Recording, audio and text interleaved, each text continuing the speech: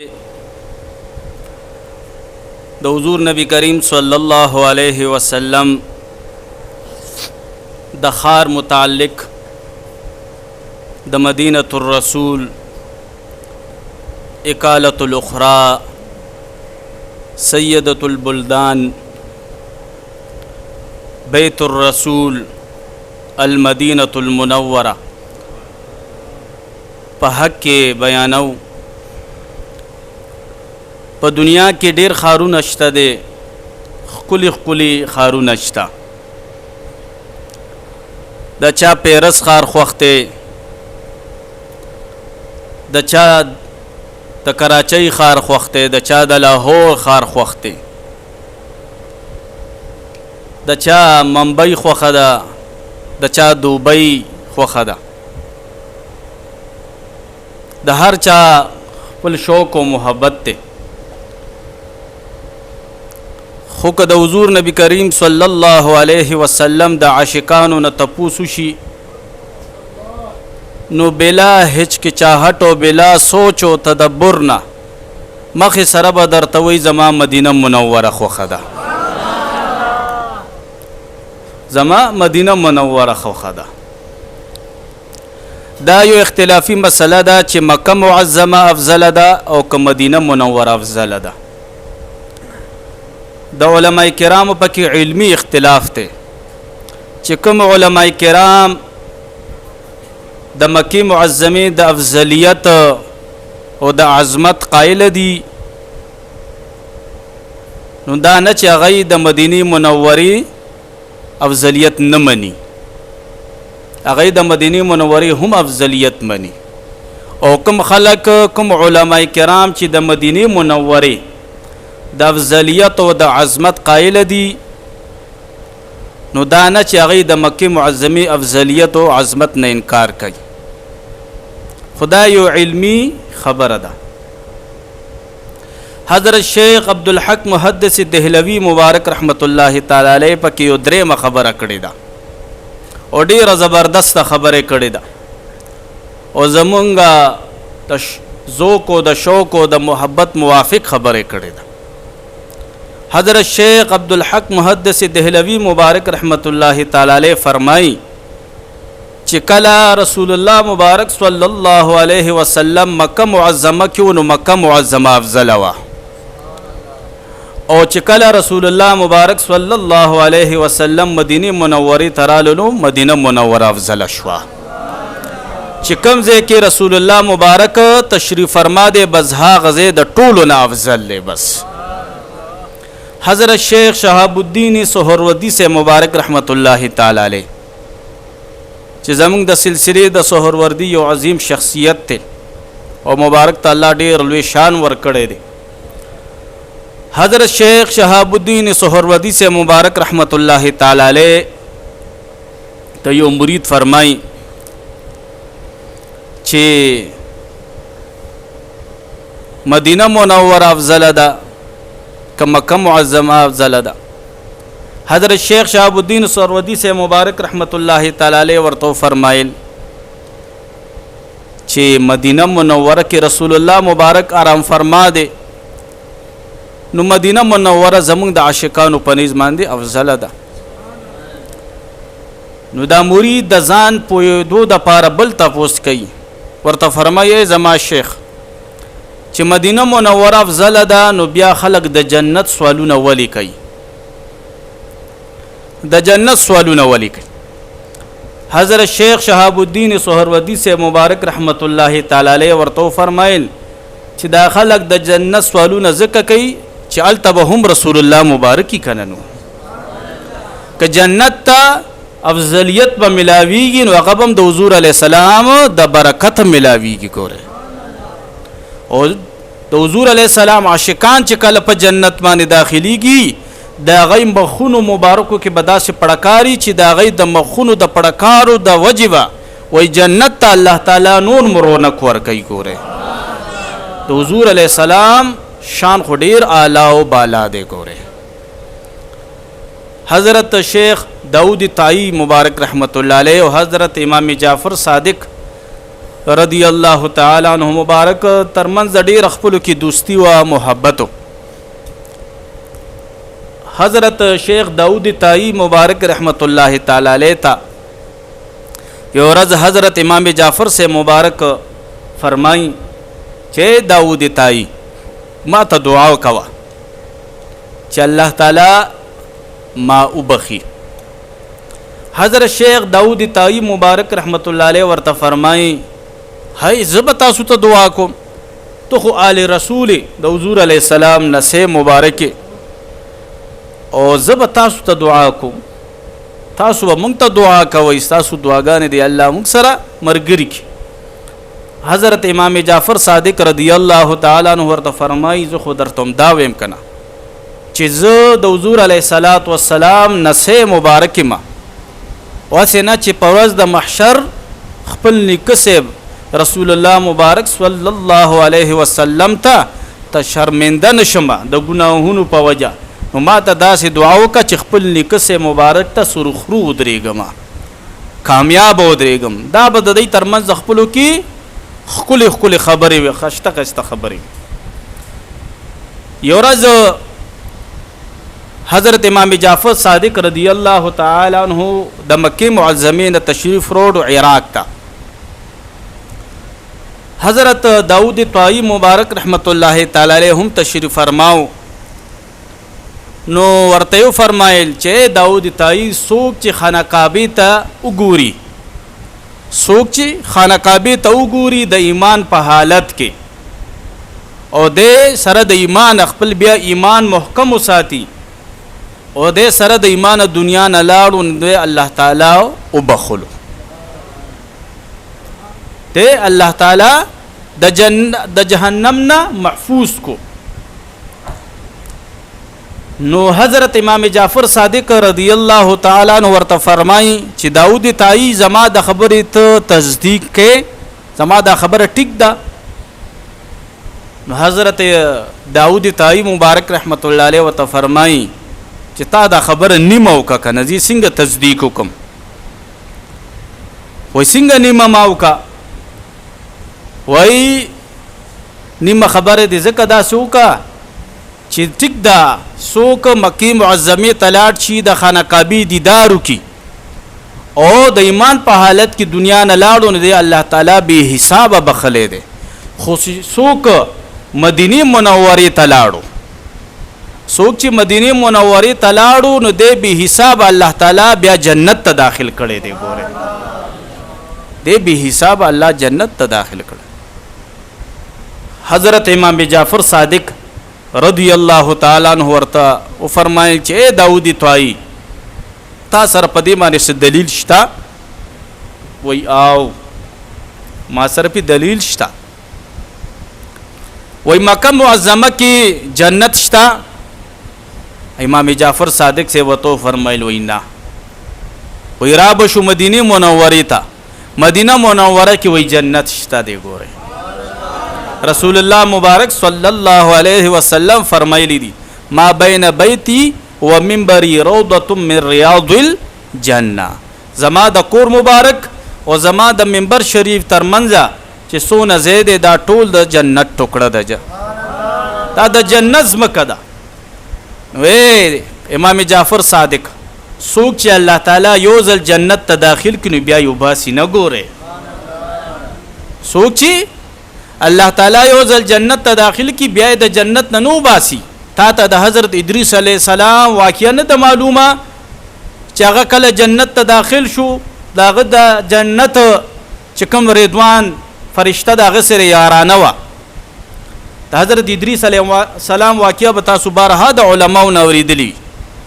د جنت چې کومه فرشته ده د حضرت ادریس علیه السلام ورسره یارانه و دوستی و. دا د جنت فرشته و کله کله د حضرت ادریس علیه السلام سلام د پاره راتله.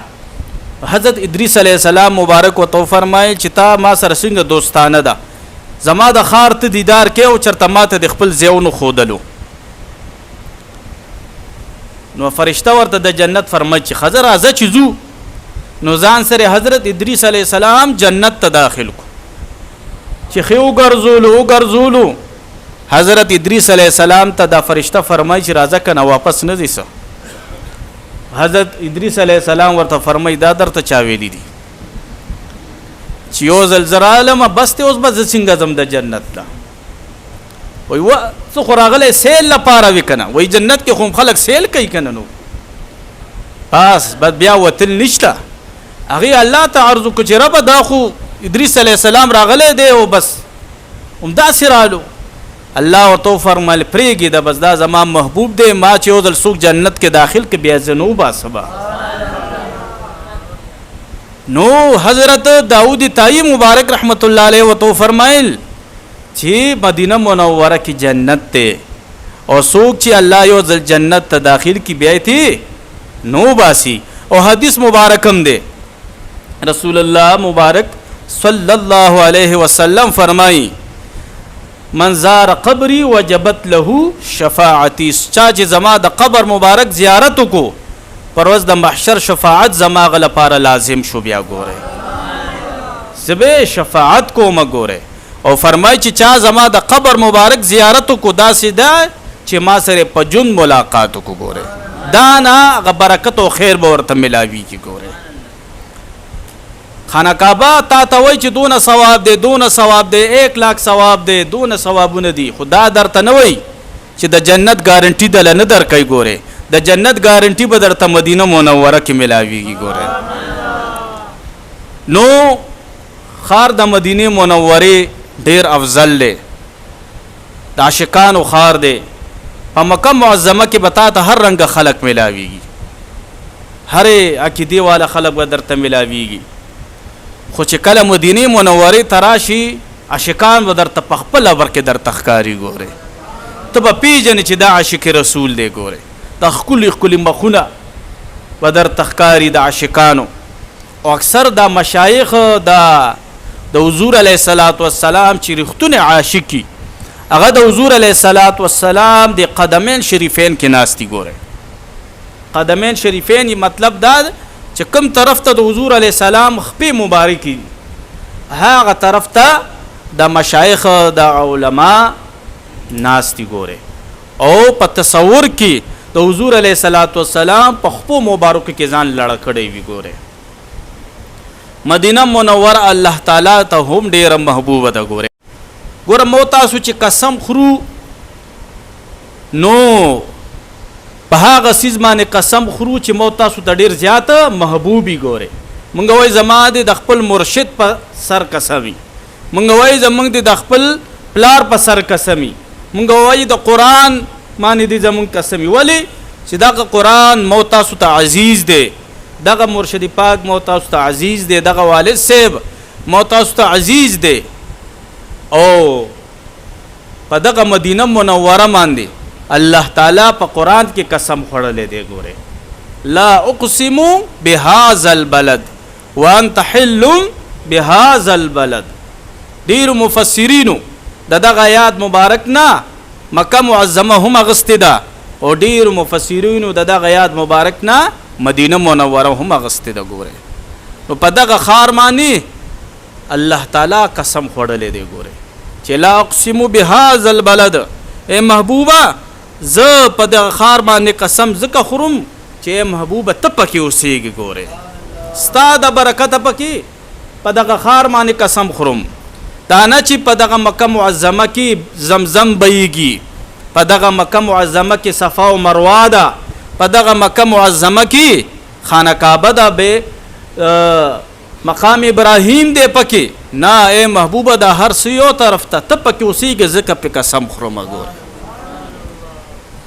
دارنګې مکه مدینه منوره کې رسول الله مبارک صلی الله علیه وسلم اوسېږي، اوسېدلی دی، اوس هم اوسېږي، مبارک پکې آرام فرما دی. نو بعضې مفسرینو دغه آیات مبارک نه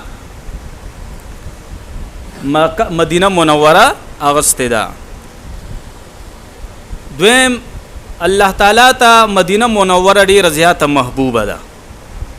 کله چې دغه کفارو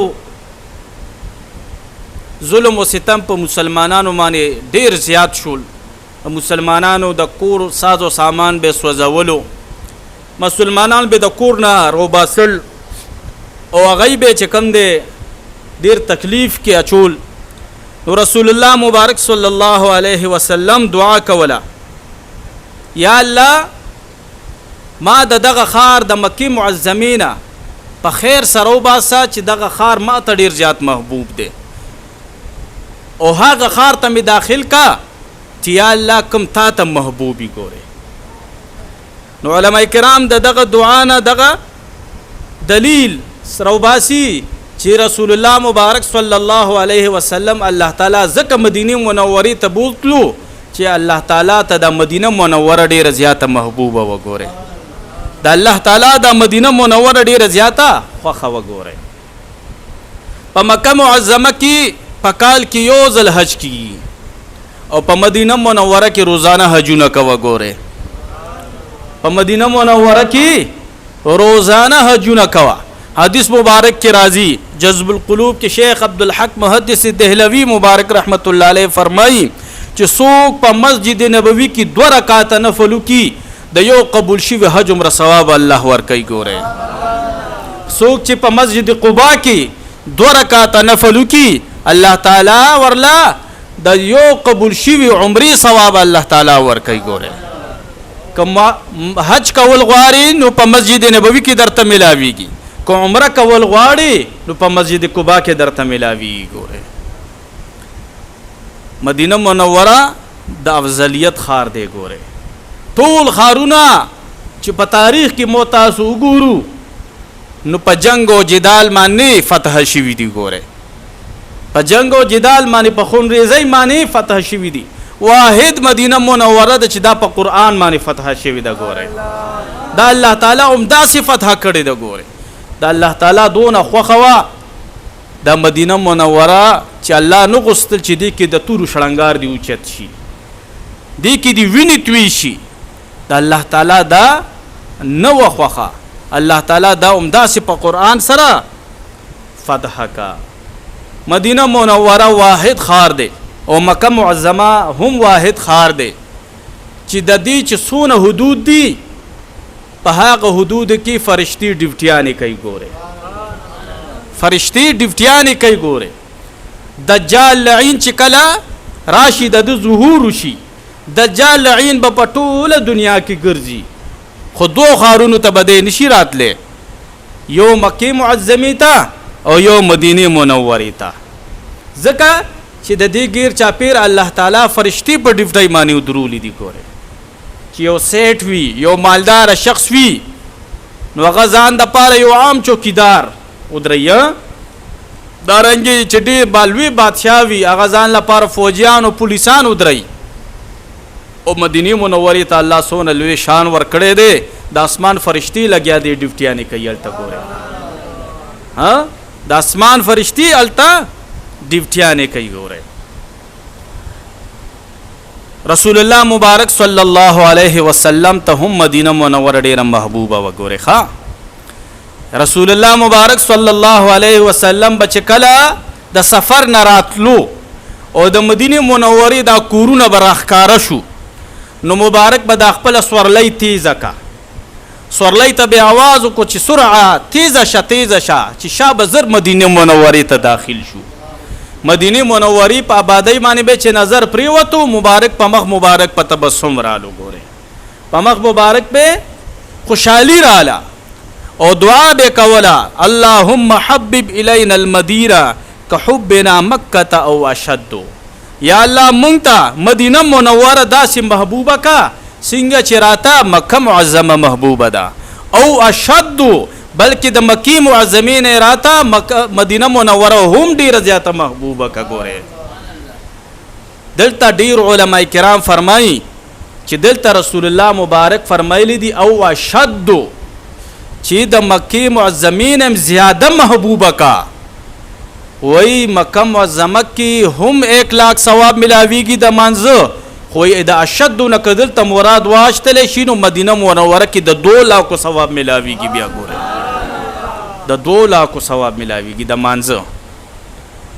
نو رسول الله مبارک صلی الله علیه وسلم دعا کړې ده او فرمایلی دي اللهم حبب الینا.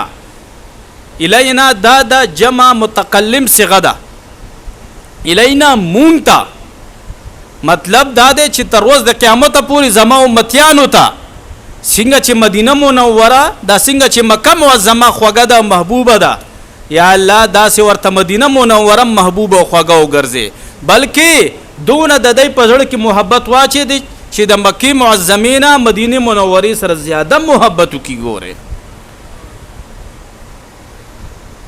رسول الله مبارک صلی الله علیه وسلم فرمایي څوک چې په مدینه منوره کې وفات شو او په مدینه منورې په ځمکه دفن شو پر ورځ د محشر به زه د خامخا سفارش کوم. ګوره زه به د خامخا سفارش کوم ځکه خو به حضرت سیدنا عمر فاروق رضی الله تعالی عنہ دعاګانې کولې چې اللهم ارزقني شهادة فی سبیلک واجعل موتی فی بلدک رسولک. یا الله ما ته ستا په لاره کې شهادت راکړي او ما ته ستا د محبوب خار مدینه منورې کې د دفن کېدو عزت راکړي. ما هغه کار وشو چې حضرت عمر سے مبارک رضی الله تعالی عنہ شهیدم شو د الله په لاره کې او داسې عظیم ځای کې دفن شو داسې عظیم ځای کې آرام فرما شو چې په دنیا کې د هغې په شان عظیم ځمکه بله نشته. ګورې د رسول الله مبارک صلی الله علیه وسلم سره په خوا کې آرام فرما شو. ګورې اوس هم د حضور علیه السلام په دیدار کې مصروف دی. ګورې حضرت امام مالک سے مبارک رحمت الله تعالی علیه په ټول عمر کې یو حج کړو. ښا امام مالک سے په مدینه منوره کې اوسېدو. ګوره په مدینه منوره کې چا به ورته ویلې چې راځه حج لزو وینا وای زه غواړم چې زه دې په مدینه منوره کې روح ورکما او زه غواړم چې زه دې په مدینه منوره کې دفن شمه صرف او د سماتی د پاره به د مدینه منورې نه بهر وتو او بیا به مدینه منورې ته راتلو. ګورې او د سماته ټول عمر حضرت امام مالک سے مبارک رحمت الله علیه په مدینه منوره کې نه دی کړی. ګوره تاسې د مدینه منورې د عزت خیال ساتلې دی. ګوره حضرت امام مالک سے مبارک رحمت الله تعالی علیه ټول عمر کې فرضی یو حج کړی دی. ګوره او اوسم چې کوم دی په جنت البقیع کې آرام فرما دی. ګوره کله چې په جنت البقیع باندې وردن نشي دی ګس طرف ته د قبر مبارک ته. ګوره ګس طرف ته الله دې موتا سو ټول جنت البقیع قبرستان ته بوزي په ادب سره نو د روزه مبارکه د الت آرام فرما دی. امام مالک سے مبارک رحمت الله علیه مدینه منوره سره ډیره زیاته مینه وا. په مدینه منوره کې به درسم کولو د حدیثي او رسول الله مبارک په ول هر شپه ملاقات ورکول. ګوره ښا چې تو حضور سره مینه کې داغه د خار سره مینه کې نو بیا خو در له حضور مینه در کوي کنه د حضور مینه خو بیا حضور خو مبارک خو یو غیرتی هستی ته. ګوره تو ته یو لیش جوختیږي هغه مبارک درته دو لیشه جوختیږي. کته یو غز جوختیږي هغه مبارک درته دو غز را جوختیږي. کته پیدل ورځي هغه مبارک درته پمنډ راځي. ګوره حضور مبارک صلی الله علیه وسلم داسې محبت ته. ګوره په درس کې ناشته امام مالک سے مبارک رحمت الله علیه دا حدیث درس کوي او یو ملنګ رالو یو فقیر یو درویش رالو او د طالبانو په دې سټور باندې دا قدمونه اوچت کړو او رالو حضرت امام مالک سے مبارک رحمت الله علیه ته ودرېدو او ورته فرمایي امام مالک سے لږ ودرېږه. امام مالک سے مبارک ورته ودرېدو وی لږ را جوق شه جوق شو ورته په دندي باندې مخکول کو په سترګو مخکول کو په لاسونو مخکول کو او ورته فرمایل اوس کین او خپل درس کاوه. چې دی روانېدو حضرت امام مالک سے مبارک ته فرمایي چې بلنګ عجیب کار دی وکړو په ما د درس چې په درس کې د رامانه خلل راوستو او عجیب کار دی داو کو چې دا طالبانو په سټونو د خپیو چته کې نو زپستا په د عمل باندې پیو نشم. دا ملنګ ورته وای نه بس خپل درس کوا زدن لاړ وای نه ما ته به حال وې تا ولې تا داسې عمل کو. حضرت امام مالک سے مبارک رحمت الله علیه ته دا ملنګ فرمایي چې حضرت سے بیگا مې یو نظاره کتلې ده وای بیگا په دغه محراب کې چې کوم محراب النبی صلی الله علیه وسلم دی الله دې مو تاسو ته بیا بیا وښیي چې کوم پر ریاض الجنه کې محراب النبی بر په لیکل شوی دی هلته به حضور علیه السلام منځ کولو صحابه کرامو ته به جمع ورکوله وای دغه محراب کې رسول الله مبارک صلی الله علیه وسلم ناسته غیر چاپیره صحابه کرام دی ورسره وای رسول الله مبارک فرمایل اين مالک امام مالک صاحب کم دی وای یو صحابي ورته فرمایي جی هغه د حدیث درس کوي خو ورته وای چې لګرا دي شي وای تاسو را لئی او حضرت رسول الله صلی الله علیه وسلم تډیر په ادب سره ودرې دي او د سترګې مبارک د خطا کړي وي وای رسول الله مبارک درته قتل او تبسم کولو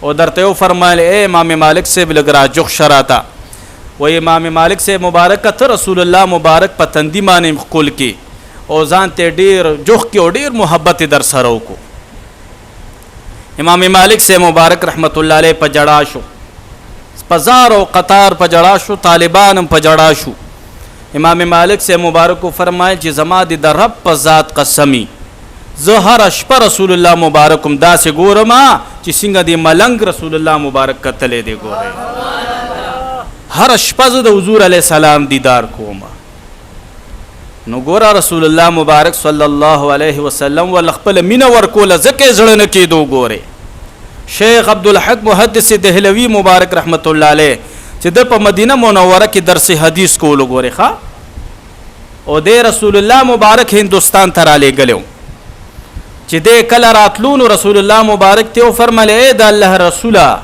زما خو تاسو نه زړه نه کېږي زه خو هره شپه ستاسو دیدار کوم او چې قال رسول الله وای من ستاسو روزي مبارک ته وګورم ستاسو ګمبت مبارک ته وګورم زړه مې یخ شي رته مې سرور او کیفیت مې بدل شي محبت مې زیات شي رسول الله مبارک صلی الله علیه وسلم ورته فرمایل اے عبدالحق مخه پکېږه چې کله ته په هندوستان کې قال رسول الله وې زبده ته مخامخ ولاړې ما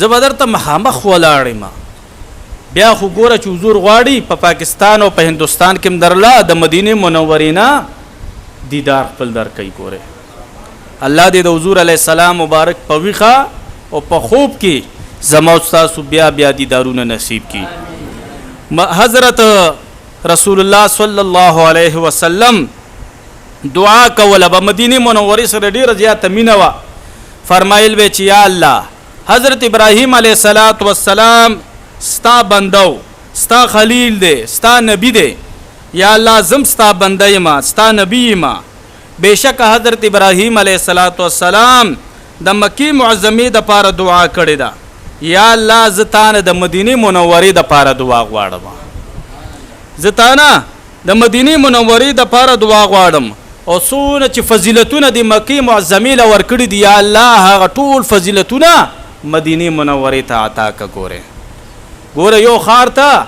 حضرت ابراهیم علیه السلام دعا کړې ده او بل خار ته امام الانبیاء خاتم النبیین محمد رسول الله صلی الله علیه وسلم دعا کړې ده ګوره کلم چې تاسو لاړ شئ مدینه منورې ته الله دې مونږ ټول بوزي د مدینه منورې د خلکو ډیر زیات ادب کوي ګوره که تاسو عمره ټي که تاسو ته غوسمو کی که تاسو لدی کم در کی که تاسو ته تکلیفم در کی رسول الله مبارک صلی الله علیه وسلم فرمای چاته چې په مکه معظمه کې څه تکلیف پلو شو نو دا 10000 کالو ګناهونه ورته الله معاف کی او چاته چې په مدینه منوره کې څه تکلیف ملو شو ګوره رسول الله مبارک ته پته وا چې زما په دې مدینه منوره کې داسې وخت راتلونکی دی چې زما د عاشقان به زما سلام کوي دی ته به کله د کیب ملاویږي د کیب هم ولا خلق ور کوي که ډېر ملګري تللی وي په دربار رسالت کې چې کله موږ سلامي کوو نو رش ډېر زیات نو هغه د مدینه منورې د دربار رسالت چې کوم عمله د سټاف ته هغه زر زر د عاشقانو لبیا د کی ورکي چې نورو عاشقانو ته د سلام مکملو شي. نو بعض خلک ورته لګنیخ شي. نه، رسول الله مبارک صلی الله علیه وسلم فرمایي چې چاته په مدینه منوره کې لګم څه تکلیف ملو شو دا زما ملمه دی او پر ورځ د محشر به زه د سفارش کوم. بیا ګوره زه به د سفارش کوم. ګوره او رسول الله مبارک صلی الله علیه وسلم فرمایي چې څوک زما د خار او زما د خار د اوسیدونکو بد غواړي یا الله و یغزر تر زر هلاک کی. ګوره رسول الله مبارک صلی الله علیه وسلم دونه چې کوم دی د خفغان اظهار کړی دی. ګوره او بل حدیث مبارک کې راځي جواهر البحار کې چې یا الله څوک چې په مدینه منوره باندې ظلم کوي او د مدینه منورې خلک یری یا الله په هغه خلکو دی چې کوم د مدینه منورې په خلکو ظلم کوي هغه له یره ور کوي په دای دی د الله تعالی د فرشتو د ټولو خلکو لعنت وي. ګوره او یا الله دین نه فرضي مونږ قبول کی او نه نفلي مونږ قبول کی. ګوره نو د مدینه منورې خلق پرېدا د مدینه منوره کې چې کوم سپی ګرځي دا غي ادب او احترام بنکې. ګوره دا غي ادب احترام بکې. حضرت پیر مہر علی شاہ سے مبارک رحمت الله تعالی علیہ چې کله خپل کلی ترالو تشریف وروړو مدینه منورې نه په دغه اسلام آباد کې په ګولړه شریف کې اوس په وکتو او هغه نه مبارک چې کوم دی په مدینه منوره کې نو د مدینه منورې سپو د پاره به حلوا تیاروله او هغه به ډیر په ادب سره ورکوله ډیر په ادب سره به هغه سپو ته ورکوله چې کله بیا اسلام آباد خار ترالو او مبارک دل تروز شپې تیرولې ناګهانه په یو سپی نظر پریوتو هغه ته اوچت پاسېدو او هغه ځان تراجح کو مریدان ورته فرمایي چې دا سپی خو نجس ته پلید ته. حضرت پیر مہر علی شاہ سے مبارک رحمت الله علیه عالم او ډیر لوی شخصیت وو ورته فرمایل بچو ما ته پته د چې پلید ته خو په دمانه زه د مدینه منورې د سپو مینه ماتو ما په دمانه زه د مدینه منورې د سپو مینه ماتو ما التداسي قسمه سپې ما مدینه منوره کې لیدلو د مدینه منورې کې پښوګانې ګرځي. ګوره هغه پښوګانو ته هم سپک نه ګوري. حاجی محمد امین سے مبارک رحمت الله تعالی علیہ د جمله اولیاء او صاحبانو سره درجه بلند کی. حاجی محمد امین سے مبارک رحمت الله تعالی علیہ د مدینه منورې نه یو چانک روړو هغه چانک ادب احترام به حاجی محمد امین سے دون کولو چې هغه به پزمک نه خو ګوره هغه به برا په میز باندې خو او ډیر ادب سره به خو وای د حاجی محمد امین سے مبارک رحمت الله علیه یو ځل اپریشن شوه او ایله تازه اپریشن شوه خلق سو علماء کرام د دوی مبارک تپوس لراغلو عیادت لراغلو وای هغه چې ځان ته واچولن و هغه ته خو پته نه ون و هغه چانکی پزمکه کې خودو پزمکه کې خودلو وای حاجی محمد امین سے مبارک رحمت الله علیه چترا ټوب کو هغه زخمونو سره کده چا اپریشن شوی هغه ته پته وی چې دی اپریشن سره انسان ته سونه تکلیف ملاویږي انتر شي قدرې نشي کوله ټوخه قدرې نشي کوله هغه د اپریشن زخم ټوپونه وای ور سره ګوره خو چې کله حاجی محمد امین سے مبارک رحمت الله تعالی علیه او قتل چې دا مدینه منورې دا اچانک پسمکه پروت ته د کټ نه اوچت را ټوب کو او هغه اچانک روچت کو خل کو او په ډیر ادب سره په میز باندې کې خو هغه ملمنو ته فرمایي چې تاسو به حیران شي وي چې اجي سه وو سپوري خوځیدین شو د زخمونو په وجه او سو چترا ټوب کو تاسو وجه دا د اوچت را ټوب مې زکه کو چې زما زړه نو غستل زما ته دا ضمیر اجازت نه راکولو چې زه دې بره پکټ ناستم او د مدینه منورې چانک ته پزمکه پروتي ګوره د مدینه منورې چانک ته پزمکه پروتي د مدینه منورې ماستو ته بم سپک نه ګوري د مدینه منورې هوا ته بم سپک نه ګوري صاحب مبارک رحمت الله علیه به فرمایل چې یو شخص هغه د مدینه منورې ماستو ته تراو ویلو چې د مدینه منورې ماست ستراو دي وی رسول الله مبارک صلی الله علیه وسلم ورته خوب کرالو ورته فرمایل چې زما د مدینه نوزه زما د مدینه نوزه ته زما د کلی زما د علاقې زما د خار ماستو ته سپک کتلی دي اوزه د دې کلینا او ډیر په جلال کې رسول الله مبارک د جلال نه دی الله مو تاسو ساتي هغه وګرځیدو په علماء باندې چې محبوب علیه السلام را ته فرمایي چې اوزه زه څوک خلک ورته وایي اوزه کنه نو دلته بیا سکه یو عالم ورله مشوره ورکا چې د حضرت امیر حمزه رضی الله تعالی عنہ ډیر زیات منی هغه ډیر پترونو کې ډیر زیات خوخو دغه روزي ته ځه او هغه ته ووایه چې ما لپاره رسول الله مبارک ته سفارش وکړه نو دی به سحر مانځنه بعد تر اشراق پوری د امیر حمزه رضی الله تعالی عنہ روزه مبارک تناستو هلته به فاتحه خوانی وکړه حضرت امیر حمزه صاحب ته درخواست وړاندې کو چې ډیر ورځې تیرې شوې حضرت امیر حمزه صاحب ورته فرمایل چې بچې ما ستا دپاره کوشش شروع کړی دی خو یو طرف ته ټیک د زما واره دی خو بل طرف ته زما نبیم دی ګورئ خو بیا تاسې مه کوه د مدینې منورې خوراک ته سپک مه ګوره ګورئ د مدینې منورې خوراک ته سپک مه ګوره ته درود شریف وایا چې ستا درود شریف دربار رسالت ته راځي نو زما به رسول الله مبارک ته خوله جوړه شي ګوره نو دونه ګوره حضور علیه الصلاۃ والسلام خپه کیږي ګوره خپه خپل علاقه هر سړی ته خپل وطن ګران دی ګوره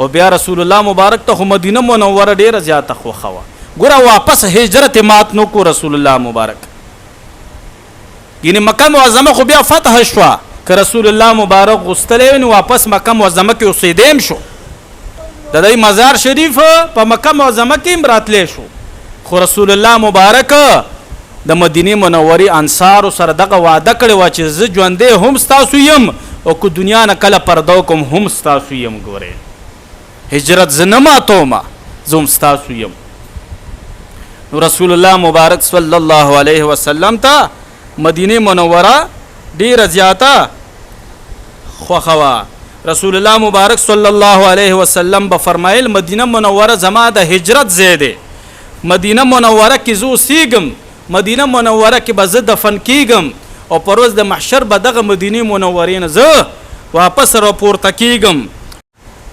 زما په امتیانو باندې زما دا حق دی چې زما د دې همسایانو د عزت خیال وساتي د دې د حفاظت وکړي او څوک چې د مدینه منورې د عزت خیال ساتي د دې د حفاظت خیال ساتي نو زه به سفارش کوم او څوک چې د دې د حفاظت خیال نه ساتي او د مدینه منورې د خلکو بې ادبي کوي نو پر ورځ د محشر به د توینة الخبال په نامه اواز کیږي دته په توینة الخبال توینة الخبال ویل کیږي ای د پیپ والا یعنی څوک چې د مدینه منورې بې ادبي کوي په د معنی به په جهنم کې د جهنميانو پیپس کولی کیږي ګورئ توینة الخبال ورته ویل کیږي څوک چې د مدینه منورې د آداب خیال نه ساتي زه چې کله خپله مدینه منوره کې وم نو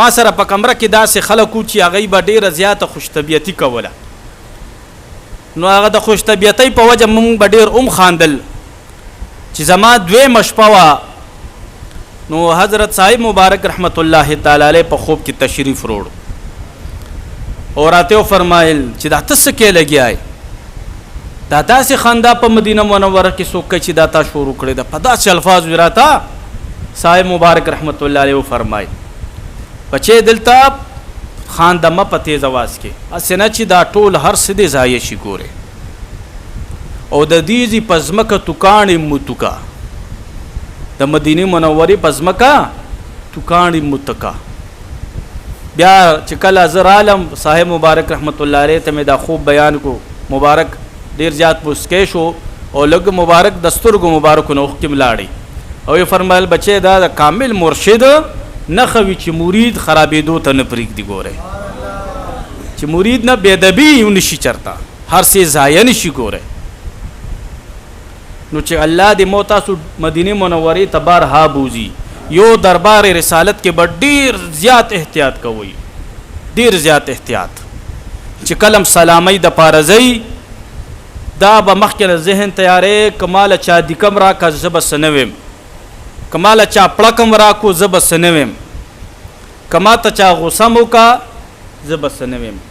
ګوره آیات مبارک بر لیکل شوی دی، ان الذين يغضون اصواتهم عند رسول الله اولئك الذين امتحن الله قلوبهم للتقوى. ها دا سورۃ الحجرات د آیاتونه مبارکان لیکل شوی دي چې دلته خپل اوازونه به کته ساتي. بیا اخر کې فرمای ان تحبط اعمالكم وانتم لا تشعرون. اسنه چې تدلته چیغي سوري وهي او ټول عمل دي ضایع شي. ګوره د حضور علی السلام ادب احترام او ما غشان په دربار رسالت کې بکې چې څنګه دغه مبارک په حیات طیبه کې وګوره، په حیات طیبه کې. نو الته دربار رسالت کې به ډېر زیات احتیاط کې. زمونږ صاحب مبارک رحمت الله علیه به د سحر د مانځه نه بعد به سلام کولو او بیا به چې کله واپس بلډینګ د ماسوتن تشریف وړو بیا به سلام وکړو. مبارک به فرمایل چې ډیر کرته زما سلام ته پاره زړه غواړي چې زه دې بیا بیا سلام لازم، خو بیا د بین یریږم، بیا د بي چرته ونشي. نو تاسو الله دې مونږ ټول بوزي، سلامي ډیره کوي، خو د آداب او خیال آداب که تاسو ته ډیر سحر سو کوی بس زبان پټ چپ ساتي. زخپلا چې دربار رسالت کې میوزل سلامي کوله والله علم چې د کم ملک شخصو او زوما زمانه شاته یو بل شخصو د بیا غو او یو بل غو پښتونو. نو دغه شخص ډیر زیات پتیز आवाज کې ماته لګیا دی او سو داسې د کمره کې. نو والله علم چې ول زو سپوري لا پینم چې د ماته پسو غوساو یا په ما باندې امتحانو. اگر رستو پښتون دا ته شروع شو چې الکه تا ته دا وختي داسې لګیا دی او تو وتاړو سوینا ما وته دلته بس چاته سو وای دا زید ادب دی، دا زید احترام دی او دلته کلګ आवाज سي زوبا سي هر څه د نست و نابود کیږي. ګوره مې دا دلته بچا تغږ نه کې، مې دلته زده تسم نشم ویلې کده پمارا باندیم کی زبد خلینه کړنجونو باسم. خیر الحمدلله دا الله فضل او د صاحب مبارک دعا او برکتو ډیر ادب سره مونږه سلامیو کا باب البقی باندې چوتو. هغه شخص مې ډیر وکتو والله علم، بیا مې ور پستر ګونو کتو چې دا سو کو ول غصو ما ویل چې دنه معلومات کوم چې ما س کړی دي چې تانه مافیو واړم چې څه چل شوی چې ته ما ته غوسای، خو بیا مې اورو پیدا نه کړې. نو ادب دا ډیر احد ضروری دی. الله دې مونږ ټول د بیا د بینا بچو ساتي. مدینه منوره اعلی کله دی، اعلی وطن دی. شیخ عبدالحق محدث دیلوی مبارک رحمت الله تعالی علیہ سلمونه په جذب القلوب کې لیکلي دي. سلمونه د مدینه منورې دي ښا، او دا د مدینه منورې په افضلیت باندې دلالت کوي. ګوره بلکې بعض علماء د سلونه موړول دي. ګوره رسول الله مبارک صلی الله علیه وسلم بفرمایل امرت بقريه تاكل القرى، ما ته د داسې کلی د هجرت حکم شوی دی چې هغه نور کلی خوري، هغه نور کلی خوري. مطلب څه دی چې دا غیله دون لوی الله روز ور کړی د هغه کلی ته، هغه کلی ته الله دون لوی عظمت او شرافت ور کړی دی چې دا غي د شهرت او دا غي د عظمت په مقابله کې دا نور کلی واړو دی. ګوره دا نور کلی واړو دی. الله تعالی دې کلی ته ډیر لوی عظمت ور کړی دی او عظمت په ولی نه ملو چې د عظمت والا هستی ورته تشریف وروړي دی. ګوره مدینه منوره ته البارۃ ویل کیږي. البار مطلب دی نیکی والا.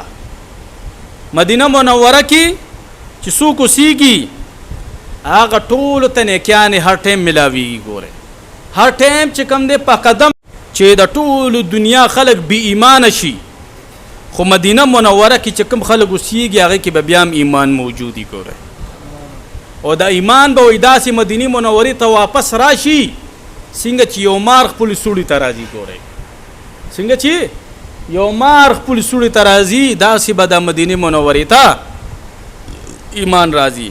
او مدینه منورې ته ایمان ځکه ویلی کېږي چې دا د ایمان مرکز دی، دلته نه د ایمان رڼا خوره شوې ده، نو دې ته ځکه ایمان ویلی کېږي. البلد مدینه منورې ته البلد ویلی کېږي ځکه چې لا اقسم بهذا البلد په دغه کلي باندې الله تعالی په قرآن کې قسم خوړلی دی. بیت الرسول ورته ویلی کېږي د حضور علیه السلام کور مبارک. کما اخرجک ربک من بیتک بالحق د دغه آیات مبارک نه علما کرام استدلال کوي چې بیت ویلی کېږي مدینه منورې ته، نو مدینه منورې ته بیت الرسول ویلی کېږي. حرم رسول الله د رسول الله مبارک حرم مدینه منورې ته حرم رسول الله صلی الله علیه وسلم ویل کېږي. مدینه منورې ته حسنم ویل کېږي. حسنه ویل کېږي ښایسته. مدینه منوره انتهایی ښایسته ده. ګورئ ښایسته به ولې نه چې دونه ښایسته هستي ورته راغلی ده. ګورئ یاره داسې ښکلې ښکلې کوڅې دي، داسې ښکلې ښکلې هغه هواګانې دي پکې، او ښکلې ښکلې خلک دي مدینه منورې، ډېر خواږه خلک دي. ګورئ او میواجات یې وګوره څه ښکلې ښکلې میواجات دي د مدینې منورې چې بوټي ته ګورې والله قدرتي بس یو راحت یو سکون یو خوشحالي یو سرور درته ملاویږي په مدینه منوره کې. د انسان لمحه په لمحه د روح ته تازګي ملاویږي. ګورئ نو مدینه منوره دا چې کوم دی حسینه دې ته حسنه ویلی کېږي، ښایسته ده. الدار الابرار الدار الاخيار مدینه منورې ته الدار الابرار د نیکانو خلکو کور. یو خو پکې رسول الله مبارک آرام فرما دی، یو پکې مهاجرین او انصار دي.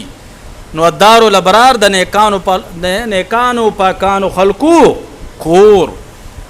الدار الاخيار دا غوره خلکو کور چې الله تعالی ته ډیر قریب خلک دي، د هغه خلکو کور مدینه منورې ته دا ویل کېږي.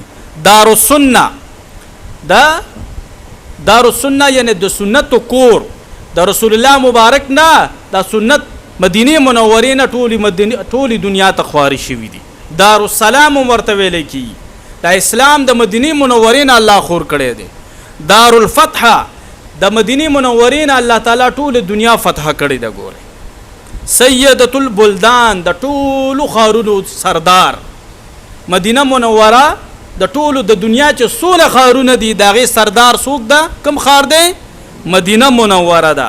رسول الله مبارک به ورته یا طیبه یا سیدة البلدان ورته به فرمایل چې ای طیبه ای د ښارونو سردارې. د رسول الله مبارک دونه خوښه وه. الشافیه شفا والا ښار، شفا والا د مدینه منورې په غبارو کې الله شفا یې خلیده. ګورې ښه رسول الله مبارک به فرمایل غبارها شفاء من کل داء. د مدینه منورې په دې خوره کې الله تعالی د هر بیماری شفا یې خلیده. ګورې او فرمایل مې غبارة المدینه شفاء من الجزام چې چاته د جزام بیماری ولګېده سرمنې خسخا شوه د مدینه منورې خوره راواله دا په ځان ولګوه طالب الله شفا درکوي. ګورې مدینه منورې په خلکو باندې به چې ته براله بخار برالو رسول الله مبارک به ورسره د خپلې لاړې مبارکې یو ځای کي او د مدینه منورې دا خوره به یې واغېستله په اوبو کې به یې ورته واچوله ورته به وفرمایل دا اوس کا الله تعالی به د مدینه منورې خورو د برکته او د هغې مبارکو د لاړو مبارکو د برکته هغه بیمار ته الله شفا ورکړه. ګورئ دا خلک چې روړي ځان سره خاک شفا دا هغه د مدینه منورې د خورو ټکر کې دي. ګورئ د دې ډېر زیات ادب کوئ. ګورئ دا حدیثونه ثابت دي سلفن خلفن دا حدیثونه ثابت خبرې دي. ګورئ دا خوره به لږه شان اوبو کې واچوه، کولر کې واچوه، جګ کې واچوه، ګیلاس کې واچوه، د دې اوبو څخه د شفا په نیت باندې انشاءالله رب د الله خامخا شفا درکوي. ګورئ شیخ مجددین شیخ مجی الدین فیروز آبادی رحمت الله تعالی علیه فرمای چې زما یو غلامو هغه ته داسې عجیبه تبرو ولګی دا چې دا غاړو تبخ کېدنه وای ډیر په طبيبانو باندې په حکیمانو باندې وګرځیدو خو ته به نه کېدا وای لاړو مدینه منوره ته او مدینه منوره کې وای د مدینه منورې دا خورې واغستله او ځان ته اوبو کې واچوله او هغه اوبه وسکلي و چې کله د اوبو خېټې ته داخله شوي او ماغه ټیم د طبي اثرات نه ختم شو. ګوره شیخ عبدالحق محدث الدهلوی مبارک رحمت الله علیه فرمایي چې زه په مدینه منوره کې او زما د خپو باندې داسې څه تکلیف رالو چې زما د خپې مبارکې بس وزیدي وای ما د مدینه منورې دا خوره مبارک را واغستله او د شفا په نیت می په د خپو باندې راخ کا وای ما غ ټیم چې کم دی الله تعالی مال صحت راکو د مدینه منورې د خورو د برکت. ګوره مدینه منورې نوم مؤمنه هم دی. ګوره مؤمنه مدینه منورې ته ویل کیږي دارنګ مبارکه مدینه منورې ته ویل کیږي توابه طیبه ورته ویل کیږي العاصمه عاصمه ویل کیږي بچانے والا. مدینه منورې ته چې سوکراله د دجال د فتنې نه بچ شو مدینه منورې ته چې سوکراله د طاعون د فتنې نه بچ شو مدینه منورې ته چې سوکراله دلته وفات شو د عذاب قبر نه بچ شو. ګوره دې ته ځکه عاصمه ویل کیږي محفوظه ورته ویل کیږي. ګوره د هر بلاګانو نه الله تعالی محفوظ کو. ګوره الله تعالی دې مونږ ټول د مدینه منورې مسافر کی. ګوره الله تعالی دې مونږ ټول مدینه منورې ته بوزي. ګوره د مدینه منورې مشهور کجوري عجوه کجوره د مدینه منورې ده. څوک چې عجوه کجوره سحر په نهار او دانی خوري د مدینه منورې ګوره د کجور کې الله سبحانه خیر او برکت خودلې ده. وای څوک چې په نهار و دانه عجوه کجوره خوري نو په دمانه به جادو ټونه اثر نه کوي. ګوره او زهريلا سیز بم په اثر نه کوي. ګوره څوک چې عجوه کجوره دا تور شکل کې چې کم کجوره دا واړو واړو گیټ کی چی وی دا امبر مدینه دا سه کجوره دا چې دا د چاکلیټ په شان وی غټه ډبله کجوره کتا سوچا کتلی وی دا د مدینه منورې خپل کجوره ده.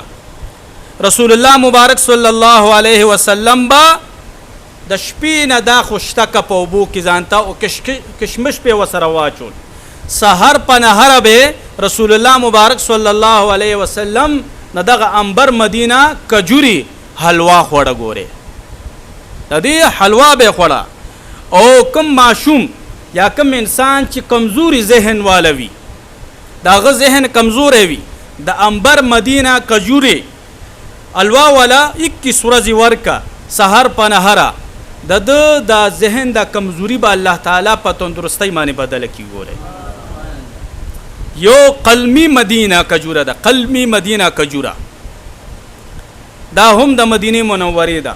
دې ته قلمی ویل کیږي.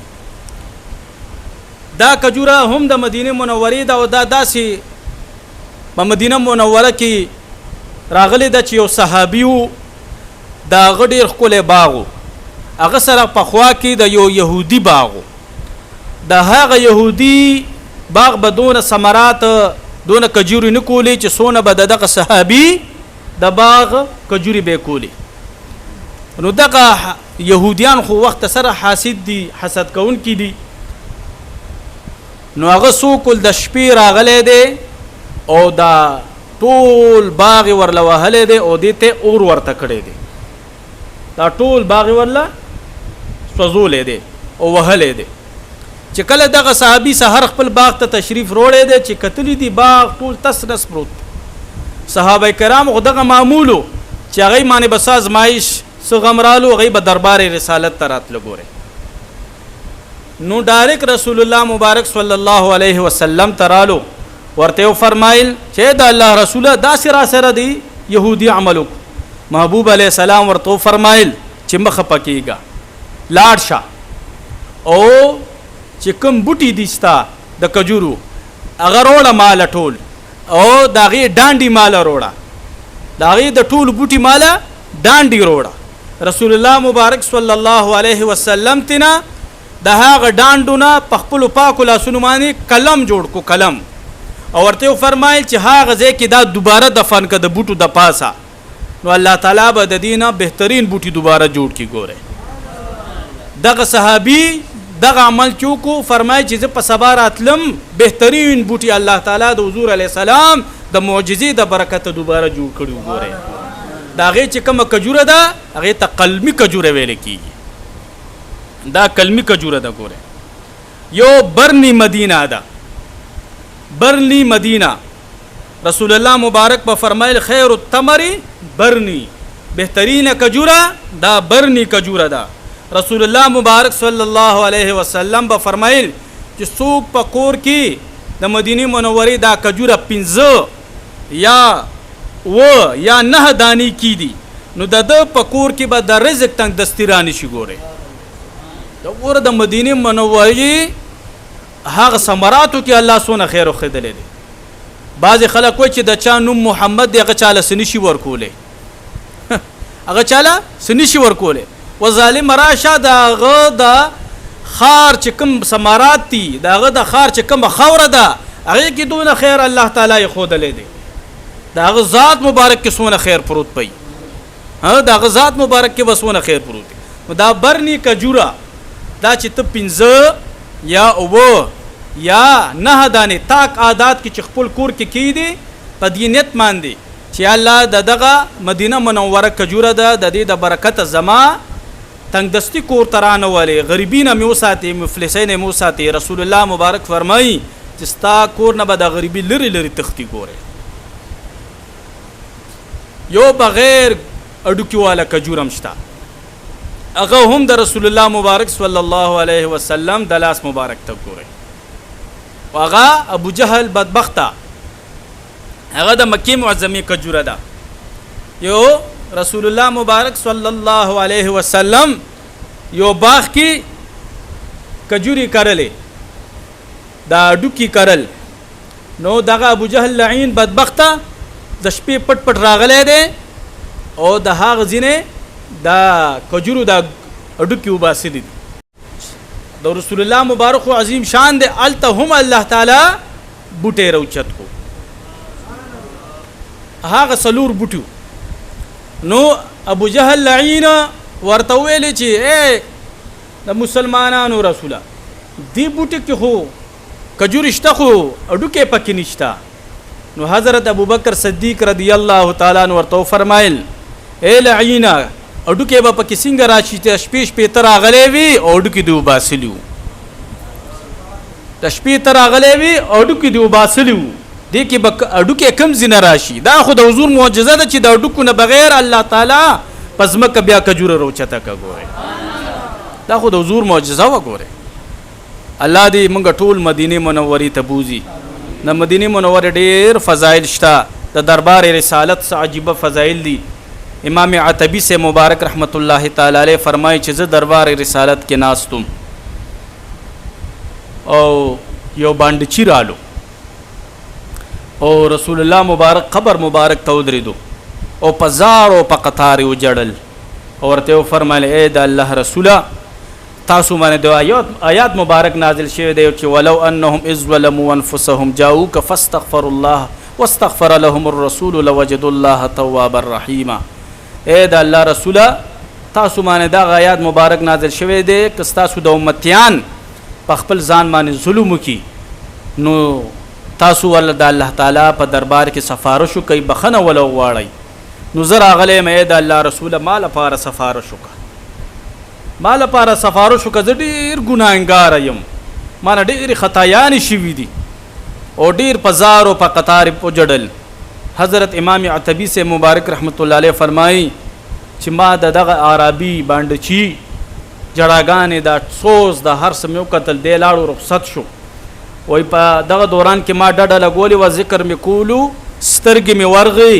رسول الله مبارک صلی الله علیه وسلم راله په خوب کې تشریف روړو او راته وفرمیل ای عتبی زر پاسه او د باندچی ته خوشخبری ورکه، ستا ټول ګناهونه الله معاف کړي دي. ګوره ګوره دا داسې دربار دی چې چام تک جولای خالی نه دروړي. ګوره څوکم تی جولای تشا نه روړي ټول ډکې جولای تی راځي. ګوره او ډېر خوند کوي چې مدینه منوره کې ګرځې، د مدینه منوره کې وظایف کې، ذکر کې، تلاوت کې، درود و سلام وي، یو خپل ذوق او شوق وي. او اهل طریقت خلکو له خو بیا ډېر خوند ورکوي ځکه چې هغوی ته یو خپل کرنټ راځي، هغوی ته هغه رشته د حضور مبارک سره دوه رشتې دي د اهل طریقت، یو خو نبی هم دی او یو مرشد هم دی. ګوره یو نبی هم دی او یو مرشد اعظم هم دی. ګوره نو دوه رشتې د اهل طریقت ورسره دي. ګوره نو موږ چې څونه د تصوف خلک هلته کتلي دي نو د هغوی حاضري، د هغوی عمره، د هغوی مدینه منوره کې اوسېدل، د هغوی حالات هر څه د عام خلکو نه بدل وي. ګوره الله دې موږ ټول زر تر زره د مدینه منورې مسافر کی او ادب سره د مو تاسو د ټولو حاضري نصیب کی او په دې لږو خبرو دی الله موږ ټولو ته د عمل کولو توفیق را نصیب کی. واخر دعوانا الحمد لله رب العالمین.